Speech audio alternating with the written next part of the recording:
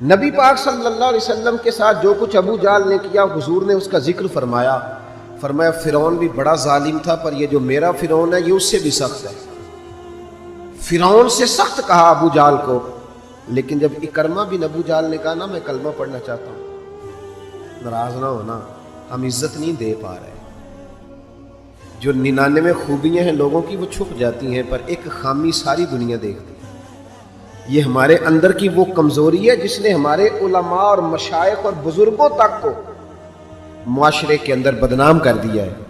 ہم نے وہ ایک خامی تو دیکھی اور اس شخص کی ساری زندگی کی خوبیاں چھوڑ دی۔ تیری نظر ایک خامی پہ گئی ہے، اس کا مطلب ہے تیرا اس مکھی سے تعلق ہے جو صرف گند پہ بیٹھتی ہے، پھول اسے نظر ہی نہیں آتا۔ ہماری ہر محفل میں جب کوتاہیاں ڈسکس ہوں گی تو پھر دنیا میں اچھا کون بچے گا؟ رسول کریم عزت دینے آئے، سنو اور یاد رکھو، اکرمہ بن ابو جہل کے بیٹے کلمہ پڑھنے آ رہے ہیں۔ میرے کریم رسول حضرت ابو بکر صدیق فرماتے ہیں میں اس دن اتنا رویا کہ میری داڑھی آنسوں سے بھر گئی۔ نبی کریم فرمانے لگے بھائی مجھے خبر ملی ہے کہ اکرمہ کلمہ پڑھنے آ رہا ہے، آؤ ذرا سارے بیٹھو میری بات سنو، حضور حکم کریں۔ تو محبوب نے فرمایا کوئی اس کے سامنے اس کے باپ کو گالی نہ دے، کوئی اس کے باپ کو اس کے سامنے برا کہہ کے نہ پکارے، کوئی یہاں ایک اور بات بھی کرنی بڑی ضروری سمجھتا ہوں، جو پکا بے ایمان کافر تھا، بے ایمان، جب حضور نے منع کر دیا کہ اس کے بیٹے کو تکلیف ہوتی ہے، جس کا کفر نص قطعی سے ثابت ہے، ان الذین کفروا سواء علیہم انذرتہم ام لم تنذرہم لا یؤمنون۔ اس آیت کی تفسیر میں جہاں بھی آپ کھولیں گے پہلا نام ابو جہل کا ملے گا، جس پر نص آ گئی کہ اس کی قسمت میں کفر ہے۔ جب وہاں حضور نے فرمایا باپ کو کافر نہ کہنا، بیٹے کو تکلیف ہوگی، تو بتا جب تو حضرت عبداللہ اور سیدہ آمنہ کے بارے میں بات کرتا ہے تو حضور کے دل کو تکلیف نہیں ہوتی؟ شرم نہیں آتی لوگوں کو؟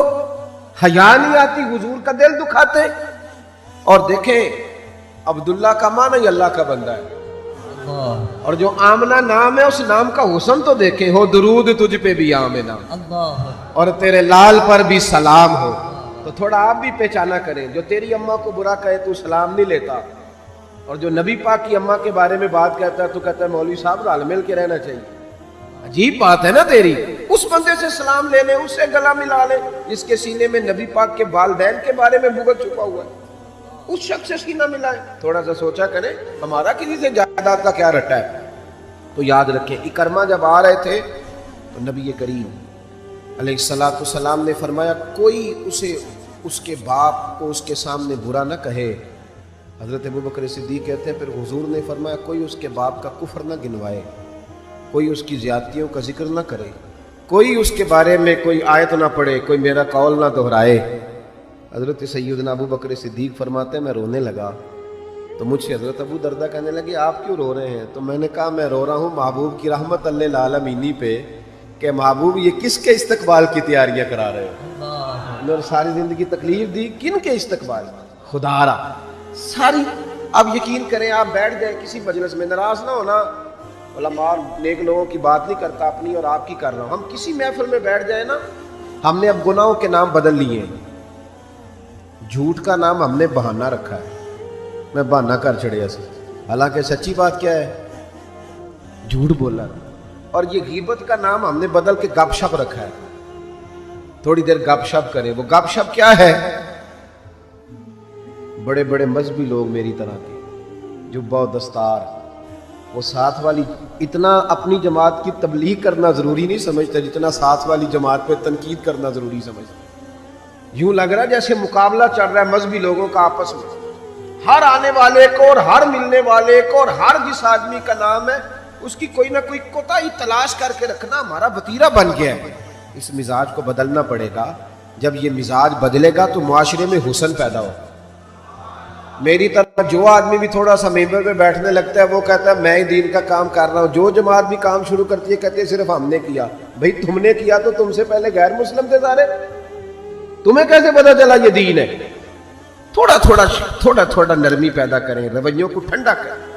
حضرت عمر بن عبدالعزیز گزر رہے تھے، لکڑی کے جوتے پہنے ہوئے تھے، ایک بوڑھے بابا جی سڑک کنارے سو رہے ہیں، حضرت کا پیر آ گیا، تو بابا جی اندھیرا تھا، جلدی سے اٹھے. جب بندہ اس طرح ہڑبڑا کے اٹھتا ہے نا اچانک فٹافٹ، تو وہ کچھ سخت بات ہی کرتا ہے. تو بابا جی نے اچانک ٹکر ہو موٹر سائیکل کی بالکل، تو یکدم جملے کیا ترتیب پاتے ہیں آپ اندھے. تو بابا جی نے بھی اٹھتے کہا آلان تم العاما، پیر پہ پیر آیا. تو بزرگ کہنے لگے آپ اندھے. اب بڑی سخت بات تھی، معمولی آدمی نہیں، بادشاہ ہیں، اور اکیلے نہیں، 4-5 سپاہی ساتھ ہیں، ہاتھ میں تلواریں ہیں، نیزیں ہیں، برچیاں ہیں. اور یہ وہ دور تھا کہ وہ بادشاہ کہلاتے تھے لوگ، جمہوری حکومتیں نہیں، ان کا سکہ چلتا تھا. اتنے بڑے آدمی کو کہہ دیا آپ اندھے. اس نے کہا آپ اندھے ہیں. حضرت عمر بن عبدالعزیز نا ہلکا سا مسکرائے اور مسکرا کے کہنے لگے نہیں بزرگوں، مجھے نظر آتا ہے. وہ جو ساتھ تھے نا سپاہی، چائے سے کیتلی ہمیشہ زیادہ گرم ہوتی ہے، تو ان سپاہیوں نے تلواریں نکال لی. آپ نے فرمایا تمہیں کیا ہوا؟ کہنے لگے حضور اس نے آپ کو اندھا کہا ہے.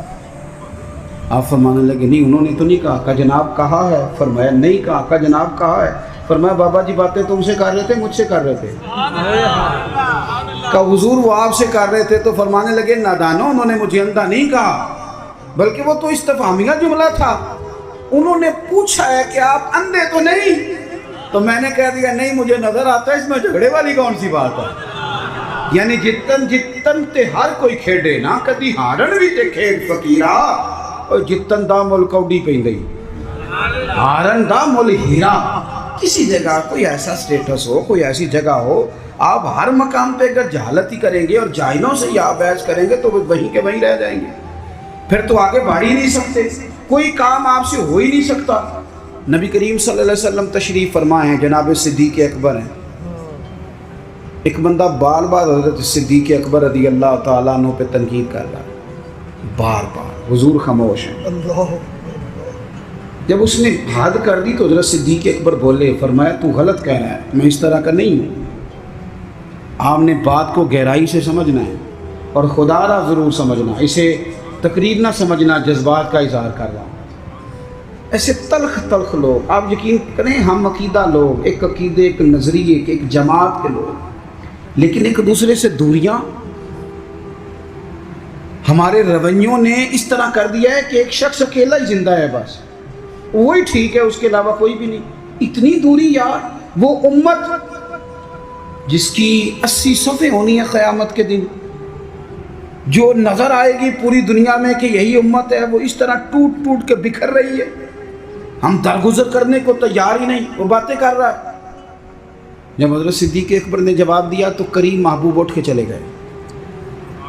حضرت صدیق اکبر پیچھے دوڑے کہ یا رسول اللہ، جب تک وہ باتیں کر رہا تھا آپ بیٹھے تھے، اور جب میں نے جواب دیا تو آ گئے. حضور فرمانے لگے ابو بکر تیرے سرانے رب نے فرشتہ کھڑا کیا تھا. اللہ کرے آپ کو سمجھ آئے. تیرے سرانے فرشتہ تھا، جب وہ بولتا تھا تو تیری طرف سے فرشتہ جواب دیتا تھا. فرشتہ بول رہا تھا جبھی تو میں بھی چپ تھا، فرشتہ تیری طرف سے جواب دے رہا تھا. اور فرمایا جب تو بولا ہے تو فرشتہ چلا گیا تو میں بھی اٹھ کے آ گیا. دیکھیں ہم کوئی لوارث نہیں، خدا رسول والے ہیں. ایسا نہیں ہے کہ کہیں چپ کر جائیں گے تو ہمارا وارث کوئی نہیں. آپ نہ کسی مقام پہ اپنوں کے مقابلے میں تو کہیں خاموشی اختیار کریں، آپ کہیں اپنوں کے بارے میں تو درگزر کریں. امام اعظم ابو حنیفہ رحمۃ اللہ علیہ، آپ کے والد صاحب کا انتقال ہو گیا. 3 دن تعزیت کے لیے بیٹھے، باہر نکلے، چوک میں آئے. ایک بندہ آپ کا حاسد تھا، مخالف تھا، اور سارا علاقہ جانتا تھا کہ آپ کا مخالف ہے. جب آپ باہر نکلے نا تو بہت سارے لوگ تھے چوک میں، وہ بھی سامنے سے آیا. السلام علیکم کے بعد کہنے لگا، توجہ کرنا بات پہ، کہنے لگا ابو حنیفہ سنا ہے آپ کے والد فوت ہو گئے. سب جانتے ہیں مخالف ہے، حاسد ہے، اور حسد کی وجہ سے مخالف ہے، سب کو پتہ ہے. اور حسد بڑی بری چیز ہے. ومن شر حاسد اذا حسد، اس کے شر سے اللہ ہم سب کو محفوظ فرمائے. یہ شریر کام ہوتا ہے. آپ کھڑے ہیں، کہتے سنے تیرے ابا انتقال کر گئے. فرمایا ہاں. کہنے لگا اپنی ماں کا نکاح میرے ساتھ کر دو. یارو کہہ دیتے ہیں لوگ بڑی بڑی باتیں، کبھی دیکھو تو صحیح، بڑا کچھ کہہ دیں، چلو سامنے نہیں تو پیٹھ کے پیچھے کہہ دیتے ہیں. لوگ بڑی بڑی چیزوں پہ طنز کرتے ہیں، ایسا جملہ کستے ہیں کہ وہ انسان کی نیند میں سوراخ کر دیتا ہے، سوتا نہیں انسان۔ اماں کا نکاح میرے ساتھ کر دو، جملہ سخت تھا پر بات تو شرعی تھی نا، غیر شرعی تو نہیں تھی۔ تو امام صاحب کے ساتھ جو شاگرد تھے، عقیدت مند تھے، ارادت مند تھے، انہوں نے تلواریں نیام سے نکالنی، فرمایا چپ کر جاؤ بھائی، ہم کو لوارث ہیں، چپ تو کرو نا یار، کہیں سہنا تو سیکھو، کہیں برداشت تو کرو، کئی کچھ تمہیں لوگ کہیں گے، کس کس کو راضی کرو گے؟ حضرت امام صاحب رحمۃ اللہ علیہ نے ساری ہمت سمیٹی، آنسو جو چمکے تو ان کو بھی دامن میں سمیٹ لیا، ہمت جمع کر کے کہنے لگے میاں تم نے کہا ہے میں اپنی ماں کا نکاح تیرے ساتھ کر لوں تو عدت گزر لینے دے، میں تیرا نام لے کے اماں سے بات کروں گا، اگر وہ تیرے ساتھ نکاح کرنا چاہے تو مجھے اعتراض کوئی نہیں۔ اوئے ہوئے ہوئے، دل دریا سمندروں ہی ڈونگے، کون دلاں دیاں جانے، دل تو ٹوٹ گیا نا، بکھر کیا دیتے ہیں یار۔ کئی دفعہ جس نے 40 سال بھی قرآن پڑھایا ہو، مسجد نے ڈیوٹی کی ہو، اس شخص کو بھی کئی دفعہ لوگ مسجد کے دروازے پہ کھڑے کر کے بات کر دیتے، بڑی تکلیف ہوتی، بڑی تکلیف ہوتی ہے بعض اوقات، بڑے بڑے لوگوں کو لوگ کہہ گزرتے۔ حضرت امام صاحب فرمانے لگے عدت بیت لینے دے، تیرا نام لے کے بات کروں گا، تیرے ساتھ نکاح کرنا چاہے تو مجھے اعتراض کوئی نہیں۔ یہ کہہ کے اپنے دوستوں کے بازو تھامے اگلے چوک میں گئے، وہ بندہ دھڑام سے زمین پہ گرا، اعتراض دھڑام سے گرا، روئی پرواز کر گئی۔ لوگ کہنے لگے حضور اسے کیا ہوا؟ آپ فرمانے لگے اس نے سمجھا تھا میں لوارث ہوں، اسے کچھ بھی نہیں ہوا، ابو حنیفہ کے صبر نے اس کی جان لے لی، میرے صبر نے جان لے لی، تیرا صبر کئی دفعہ جان لے لے گا، تیرا صبر، تیرا حوصلہ، تیری دلیری۔ آپ اپنی زندگی میں یہ کریں نا بھائی، کیا ماجرا ہے؟ ہم ہر وقت جو ہے کسی جگہ بھی عاجزی نہیں دکھاتے، کسی مقام کہیں مان جایا کریں چپ کر۔ امام زین العابدین، ایسے ہی بات پہ بات یاد آ گئی، زیادہ باتیں نہیں کرنی، بس سمیٹنے لگا ہوں۔ امام زین العابدین مسجد نبوی سے نکلے، جس مسجد کی اصل وارث امام زین العابدین، مسجد شریفہ سے نکلے تو ایک بندہ پیچھے ہو لیا، بادشاہ نے پیسے دیے، معاذ اللہ وہ امام صاحب کو برا بھلا کہہ رہا ہے۔ یہ مزہ ہے، کبھی اسے لے کے تو دیکھیں، یہ بھی ایک مزہ ہے، یہ بھی ایک سرور ہے کہ آپ کو برا کہے آپ برداشت کر رہے ہیں، لیکن شرط یہ ہے کہ آپ مخلص ہوں۔ قرآن کہتا ہے یجاہدون فی سبیل اللہ ولا یخافون لومۃ لائم ذالک فضل اللہ۔ فرمایا لوگ اللہ کے راستے میں جہاد کرتے ہیں، لوگ انہیں برا کہیں تو پرواہ نہیں کرتے، ذالک فضل اللہ یؤتیہ من یشاء، یہ ان پر اللہ کا فضل ہے، اور یہ فضل رب جسے چاہے اسے عطا کرتا ہے۔ اللہ اکبر۔ حضرت امام صاحب گزر رہے ہیں تو اس نے برا بھلا کہنا شروع کیا، امام صاحب جن قدموں سے چلتے تھے وہ چھوٹے کر دیے، قدم چھوٹے چھوٹے، زیادہ باتیں کر لے۔ امام صاحب کا گھر آ گیا، وہ بندہ تھک گیا، کہتے تو بولتے ہی نہیں، گھر آ گیا تو آپ فرمانے لگے کوئی بات رہ گئی ہو تو کر لے، میرا گھر آ گیا۔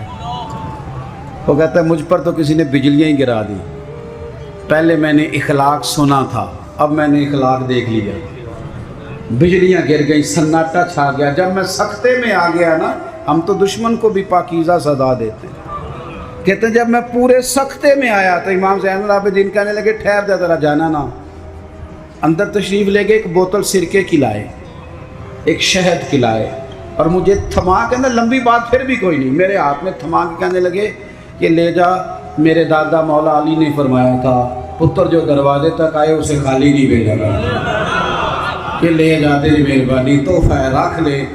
وہ شخص کہتا ہے امام صاحب پلٹ کے اندر جانے لگے تو میں قدموں سے لگا، پیر چوم کے کہا حضور وہ تو کسی بدبخت نے میری ڈیوٹی لگائی تھی، قربان جاؤں، قریب آ کے پتہ چلا ہے اگر نواسے کے اخلاق کا یہ حال ہے تو محمد عربی کا اخلاق کس طرح ہے، رسول کائنات علیہ السلام کے اخلاق عالیہ کا حسن کیا ہوگا۔ آخری بات یہ ہے کہ والذین یبیتون لربہم سجدا وقیاما، نری تقریریں نہیں، نری باتیں نہیں، رب کے بندے رات سجدے اور قیام میں گزار۔ آپ نہ لوگوں کو کتنے بھی دکھ بتائیں گے تو کمزور ہوتے جائیں گے، جتنا آپ لوگوں کے سامنے اپنی پریشانیوں کا ذکر کریں گے کمزور ہوں گے، اور جتنے دکھ مصلے پہ بیٹھ کے رب کو بتاؤ گے طاقتور ہوتے جاؤ گے، طاقتور ہوتے جاؤ گے۔ آپ نا جب رات کو بیٹھتے ہیں اور آپ کا مصلی آباد رہتا ہے، یہ موبائل یہ ساری چیزیں آپ کی جان چھوڑتی ہیں، اور صرف زیادہ نہیں، آدھے گھنٹے کے لیے 20 منٹ کے لیے چند نفل پڑھ کے تلاوت کر کے درود و سلام پڑھ کے جب ہاتھ اٹھاتے ہو نا، تو آپ کو اللہ روحانی قوت دیتا ہے۔